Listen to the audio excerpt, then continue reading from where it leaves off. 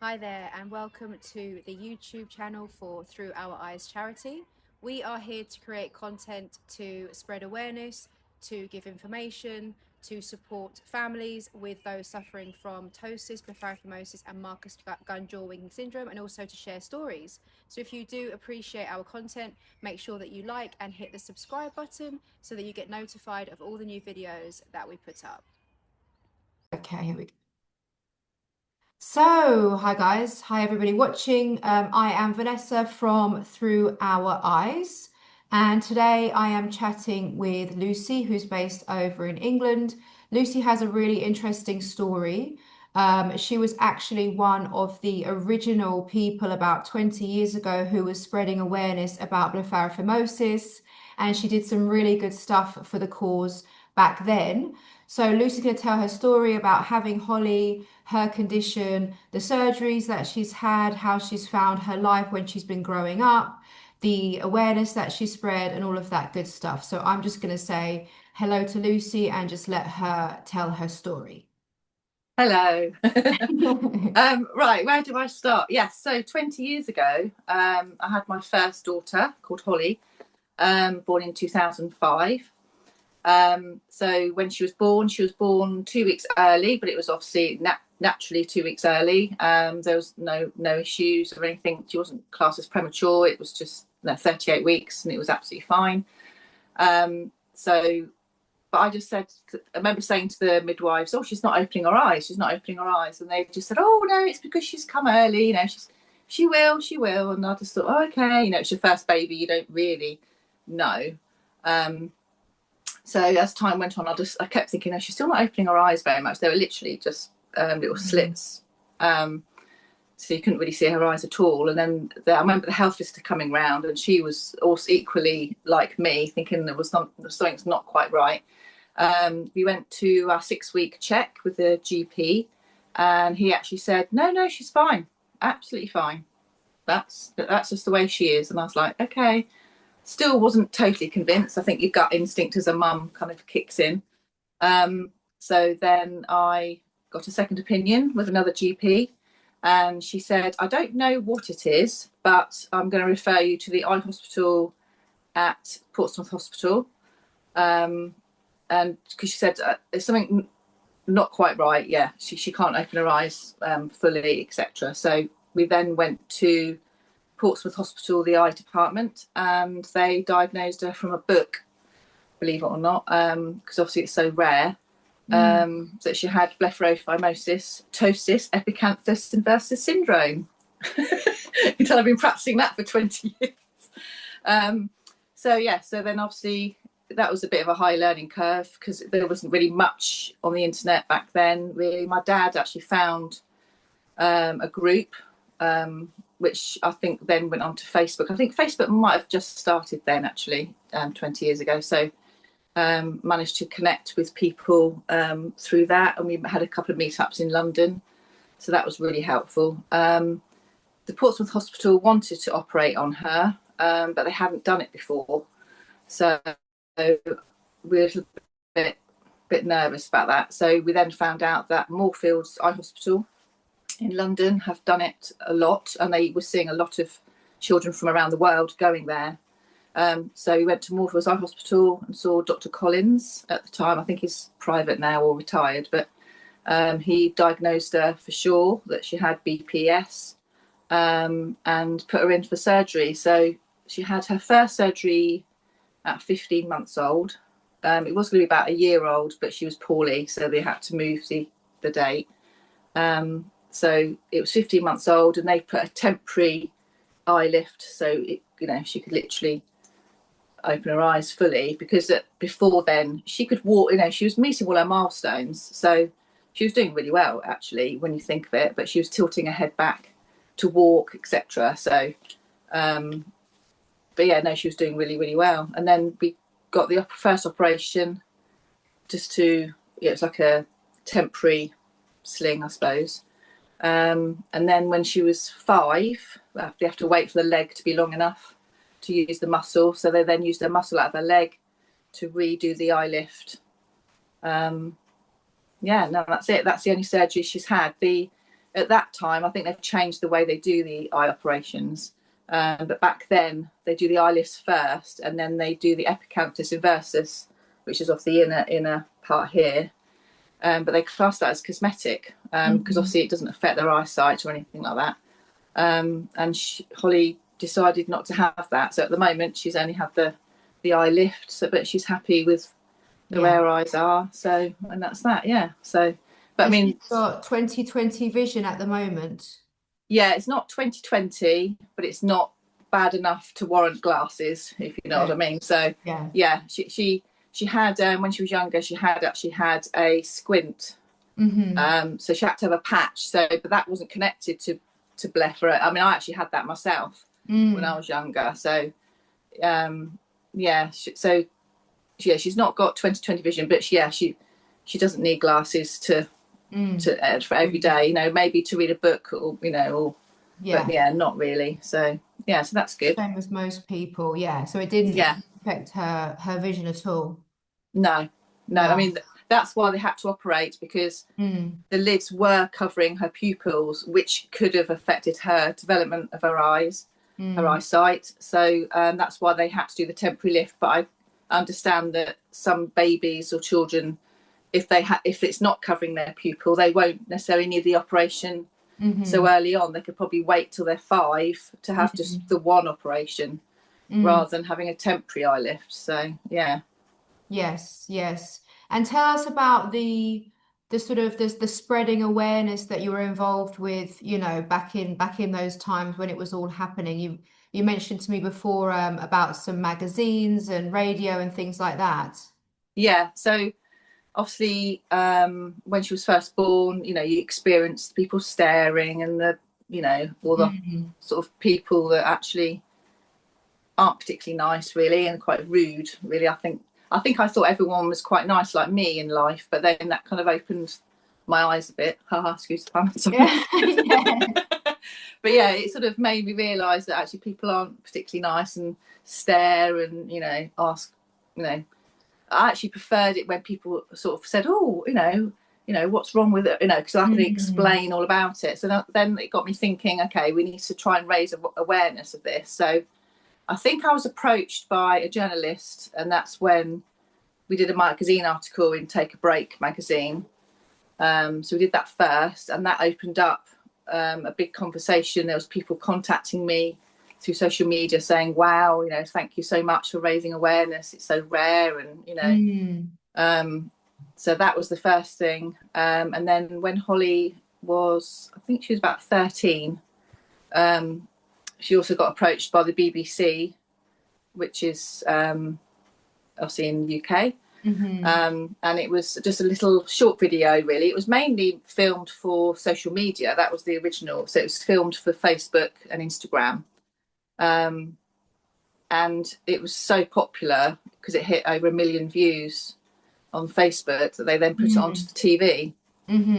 So and that was really good. So that raised a lot of awareness. Because at the time, Holly was kind of getting picked on at school, senior school. So it kind of, having this video kind of gave her a bit of confidence. And they spun the story into, yes, I know I look different, but that's fine. Everyone's different, and I'm happy with who I am. And it was very, very clever the way they did it. It was a very positive spin on it, really. So they showed it around the school, and then the bullying stopped. Amazing. So so that was really good. So it's been very positive for Holly. She's, I think from that she then did a little catwalk modelling thing she got invited to. So yeah, it's all been very positive for her. Yeah. She had the courage to stand up and sort of represent the underrepresented community. Yes, yeah, definitely. And then she had lots of young girls sort of look up to her, really, and think, because Holly kind of said, people, I think in the BBC video, they ask a question and she says, well, yeah, people pick on me and say I look Chinese, but she said, I don't care because Chinese people are pretty.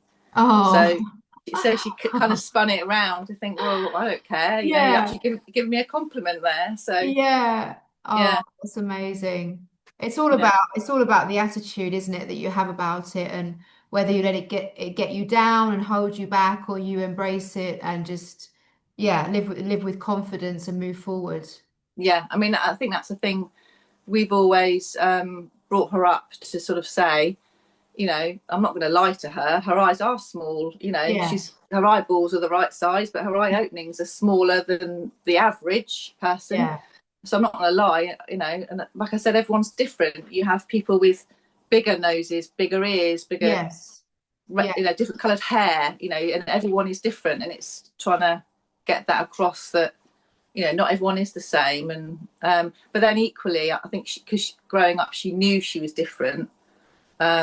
The groups that they are around there is really helpful, you know, to meet other mm, children with the same eye condition. And she's got a mm, group, I think they've got a group on social media, with other girls around the world. mm, You mm, know, there's a group of young teenagers that all chat and stuff, so there is that yeah. out there, a network out there.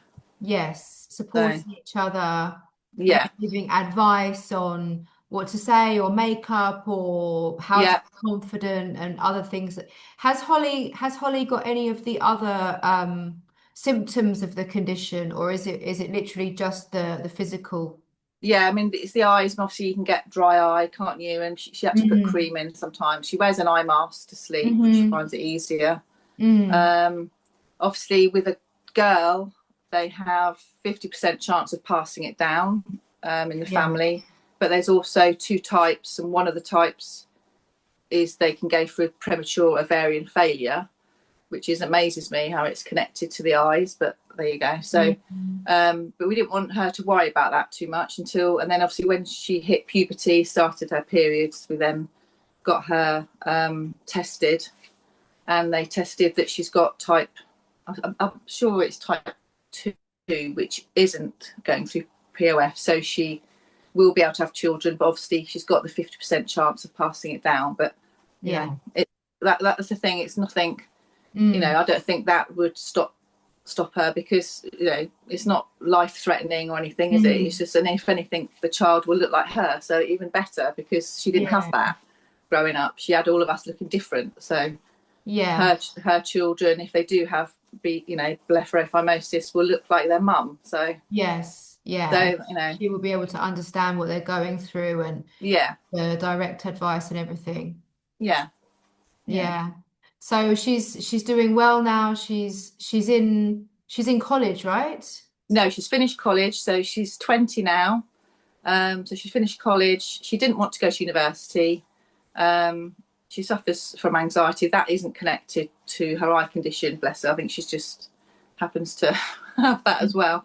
Mm, So she didn't want to leave home, but she's, you know, mm, she's doing really well. She's teaching um, children and teenagers with aerial hoop and sling, which is what you see in the circus sort of thing. So sort mm, of acrobats, I suppose. So she teaches there, and she loves it. So mm. all the children love her, and yeah, she's doing Yeah. really well. And Yeah. she's popular with the kids. Yes, yeah. I think because she understands as well, especially with her anxiety. There's other children there with special Mm. needs and Yeah. anxiety, and she can actually pick up on it. So Yeah. she's been, yeah. So a lot of parents have said thank you to her for helping Mm. their child. You know, with, you know, one child was there and she could see she was struggling, so she, you know, picked up a fidget toy and passed it without saying anything, and it just Mm. helped the child without making a big thing out of it. Mm. So Mm. yeah, she's very in touch with children's She's very needs. sensitive, yeah. Yeah, Sensitive and empathetic. yeah, yeah, definitely. So yeah, no, she's doing really well. She's driving. Mm. Yeah, she's very successful. Wait, she's had to. I think the blepharophimosis actually is the least thing she's had to overcome in her life so far. It's been the Yeah. anxiety, really. Yeah. But she's doing really well. Yeah. Yeah, And I mean, for yourself as a mum, when you were thinking about having another baby, because I know you have another daughter younger than Holly, yeah, were you concerned that, you know, it might happen again, you know, you might have a second baby with the same condition and have to go through more operations and worry and things like that? yeah. Well, I think we saw a genetic counsellor at the time, and they said, to be honest with you, it's one in, I can't remember what the chance was, millions chance that it will happen again. If anything, I think you're more likely to have a child with something else, sort of thing. Yeah. So I don't know. Yeah. So no, that didn't cross our mind. Yeah, it's weird. And if anything, I remember thinking it actually wouldn't have bothered me if Yeah. the child had the same, because they looked the same. Because actually, it was quite unusual having, not unusual, but having Sophie, with his big eyes, like, oh, okay, that's how it should be, like. So and that's another thing as well, which I always try and talk to people when they message about it as a new mum, is that you do grieve. It's really weird to explain, because I think people find it embarrassing or a bit awkward to talk about, but you do actually grieve for the baby that you didn't have, which is ridiculous, because you love the baby that you've got and you're very thankful, but and I think it doesn't help when you've got everyone's reactions to it, and was she blind, or what's wrong, and is she sleeping, and so it's you have to sort of come to terms with it to a certain extent. So and I think once you say that to people, they realise, oh, actually, that it is normal to feel like that. I think maybe new mums might beat themselves up for feeling like that, that they know there's something wrong with them, but it's natural, isn't it? It's a loss. It's a loss in a way, because it's a loss of, your kind of dreams, your hopes for your perfect baby. You always think about having the baby and looking the baby in the eyes and having that connection. And everyone that you speak to remembers looking in their baby's eyes, when they're first born. Yeah. They've always got these big brown or big blue baby eyes. And then, for us, it's like, but our baby didn't open their eyes. We didn't see their eyes until, until Holly was 15 months and until Emilio was, 10, 11 months and he had his operation. And some parents obviously wait a lot longer. They have maybe 3 years, maybe 5 years, maybe they never have an operation. Maybe they only have, an operation that opens the eyes, not fully, only a small bit. And it is a loss of what we hope and what we dream to have as a new mum having a new baby. But as you say, sometimes it's a bit embarrassing to say that, because it's like, well, actually, some people, you're a bit insensitive, because some people actually do lose their babies and you actually have your baby. So, it's not really the same thing. No, it's not the same thing. We didn't lose our baby. We have our baby, but we didn't have the process and the sort of the seamless, newborn stage where we didn't have anything to worry about. And, all we had to worry about was the basic things. We had the worry of, oh my goodness, like there's a serious problem here and no one knows what to do. No one knows what it is. We can't get a diagnosis. Oh my goodness, we have to have an operation. Oh my goodness, should we do the operation? We had to worry about all these extra things that, a lot of women and mums don't have to worry about. So it's definitely a very valid point, and something that it's good that you're speaking about, and it's good that you bring up to people, especially on the social media, because then they don't maybe realize it until you say, actually, this is valid feelings for you, and it's okay if you feel like that. No, definitely. I mean, I remember talking to a lady. Her child didn't have BPS, but the child was physically different, should I say? And she was actually probably felt a little bit embarrassed, which is ridiculous to say, because obviously she loves her child, to put a big family photo up on the wall because the child looked different. But because it's how the public make you feel like that, don't they? And like everything in life makes you feel that you should look a certain way, and so.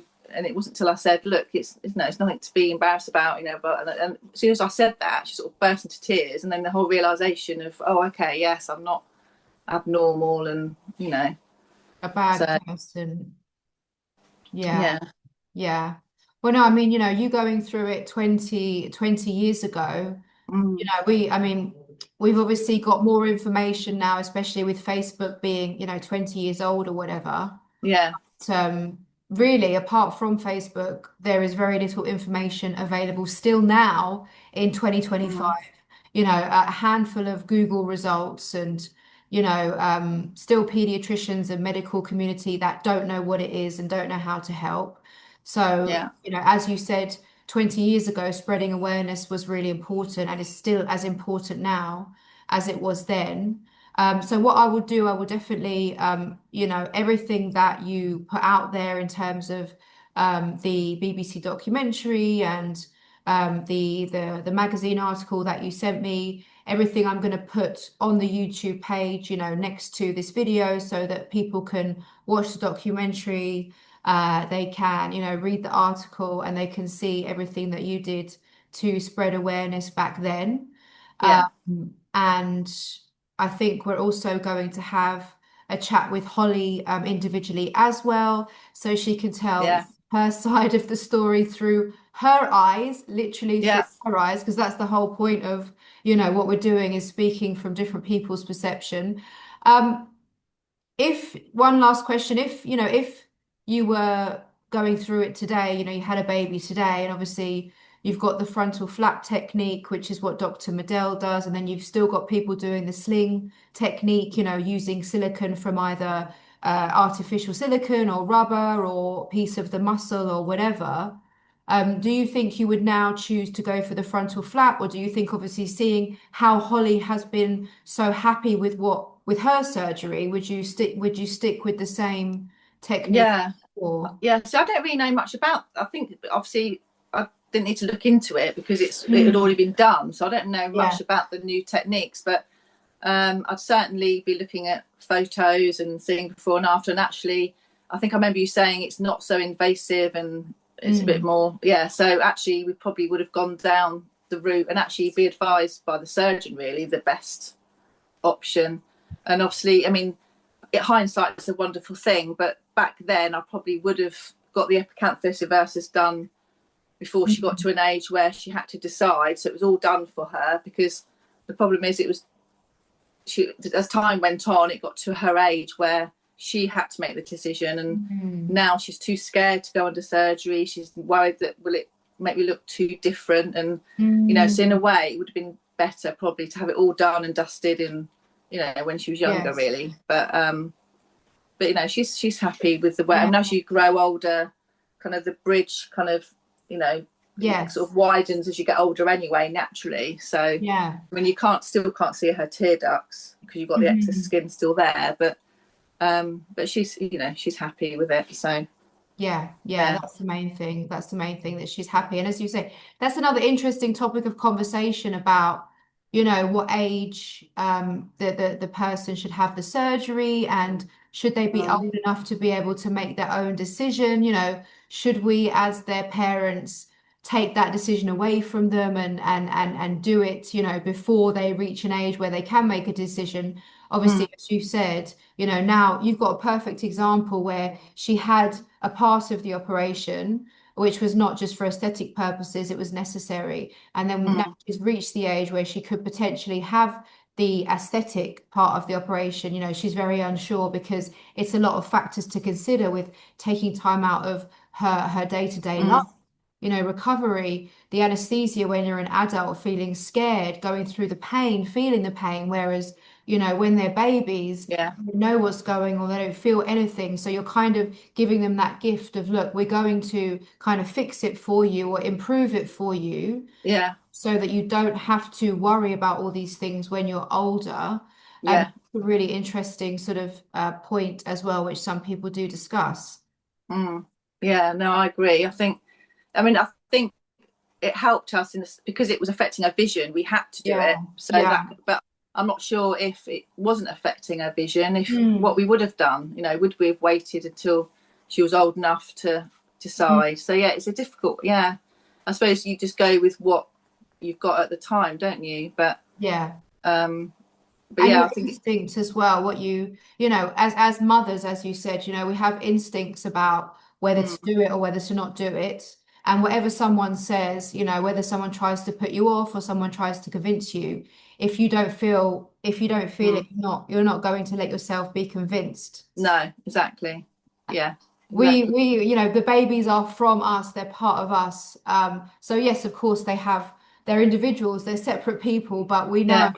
we should know, you know, how to take care of them and do the best thing for them more than anyone else.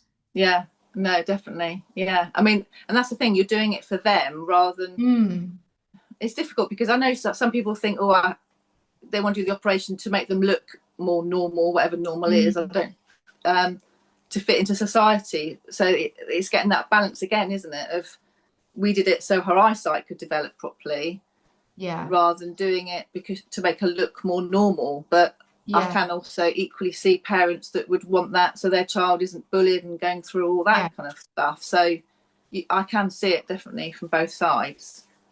Yeah. Yeah, yeah. And, you know, also Emilio, after his operation, you know, he was only 10 months old. I felt there was, for when I saw the difference, you know, the before and after in his Mm, character, in his energy, in his behavior, I felt before there was a frustration that mm. would come out that only after the operation I realized he was frustrated. Because Yeah, obviously he couldn't tell me, like, I feel frustrated because I can't see everything. exactly. The whole world opened up, didn't it? Definitely. Yeah. Exactly. And there was definitely a difference before and after, you know, in his behaviors and everything and his excitement and his energy and everything. So, you know, I Yeah. think, you know, we both agree that obviously for us in our situations, having an operation early on was the best thing Mm, for our children, for our babies. Now Holly's grown up and she can actually, you know, tell you, you can see her vision is fine. She can tell you she's happy, you know, she's living a happy life. And obviously when Emilio grows up, I very much hope that it's going to be the same thing. You know, his vision is fine and he's happy and, you know, he's lived a, you know, a great quality of life, yeah, which is exactly. thanks to Dr. Medell and the operation. So, you know, there's a whole host of sort of other sort of related issues that we can talk about. But as I say, I will definitely speak to Holly herself as well when we can. And you know, link all the work that you did with spreading awareness 20 years ago Yeah. when God, I feel old. yeah, when you were going through it, you know, but you know, you were brave because, you know, you had much less support and much less information and there was, you know, there's not much now, but there was much less when you were going through it. So, Mm, you know, you're really brave to, you know, put Holly in the spotlight and have the BBC documentary and you know, talk about it and spread awareness because you can't hide away. You have to put yourself out there, and that also is there. a vulnerable place to potentially be as well. Yeah. I mean, I always asked Holly before I did anything. So she was at Mm. an age where she understood. I think she was sort of probably, I'm trying to think how old she was when I did the magazine, probably 10 or 11. So I asked her, and oh, Yeah, yes, yes. So she was happy with that. And I gave her that, we get a bit of money. So the money all went to her. So, yeah. yeah. And she was always, I would never do anything without her say so, sort of thing. So, yeah. But yeah, I can understand. Yeah. I think, I just think I just like to help people. And I think I remember how I felt very isolated, very, Yeah. especially for the first 15 months. I used to hate going to the supermarket even. I was thinking, oh, crikey, who's going to comment now? You know, I used to go around the supermarket and have 5 people say something. Oh. So, yeah, so I just want to help other people not feel like I felt. So yeah, that's why I like to do it. And it's not as if you haven't got enough to deal with as a new mum. You know, you're at home, Mm, maybe you've got the hormones, you've got you know, you've lost your own life, you know, you're at home, you've got all these other like regular things that you're dealing with. And then on top of that, you've got to think, I'm going to go somewhere and have someone stare or make a comment, mm, make me feel embarrassed or shamed or whatever about my beautiful, you know, child yeah, or daughter. I think hopefully that's probably less common nowadays because people I think generally are a bit more sensitive now and a bit more accepting of people's differences and stuff and a bit yeah, more careful. But still, you know, I also had people comment, you know, they don't mean sometimes anything by it. It's just natural mm, curiosity, but those yeah, comments, they do stick with you. And some people can't hide the look on their face if they, you know, if they mm, see you and they're like, kind of like, what, you know, what is that? So that's what the spreading awareness is all about. yeah, That definitely. you started all those years ago, and hopefully we can just continue building and building and building and spreading. And also Holly, now she's of an age, she can maybe spread more awareness herself on social media. And as someone obviously that's living through it, she can sort of speak from her perspective. Yeah, no, definitely. Yeah, that's why it's good that you're doing this, I think. So yeah, brilliant. Yeah. Really good. Good. Well, thank you so much for, thank you. For sharing your story. And if anyone that watches this on YouTube or wherever, if they have any questions for you or for Holly, then they can always contact the charity on our email, which is through oureyescharity@gmail.com. And obviously, I will forward all the questions to you and you can answer those or connect with people. If people want to speak to you or they want advice or anything, I will always connect them through to you directly. Yeah, that's fine. It's no problem at all. I like to talk, so. Yeah, we like to talk as ladies. Yeah. Well, I'll let you get on with your evening, Lucy, but thank you so much Yeah, for no, your thank you. time and sharing the story. Yeah, no, thank you. Take care. Thanks, Lucy. Thank you. Bye. Bye-bye. So it's really easy to get involved and donate with goodhub.com. Just go to goodhub.com and search for Through Our Eyes Charity. What you can do, you can scan the QR code to donate from your phone, or you can also click the link to donate. What you can also do, which is really, really cool, is you can actually set up your own fundraising campaign. So say, for example, if you're doing a sports event or you're running a marathon or something like that, you set it all up in GoodHub, and then all the money that you raise goes directly through GoodHub to the charity, so you don't have to worry about collecting funds or anything. So it's really easy. goodhub.com and search for Through Our Eyes Charity.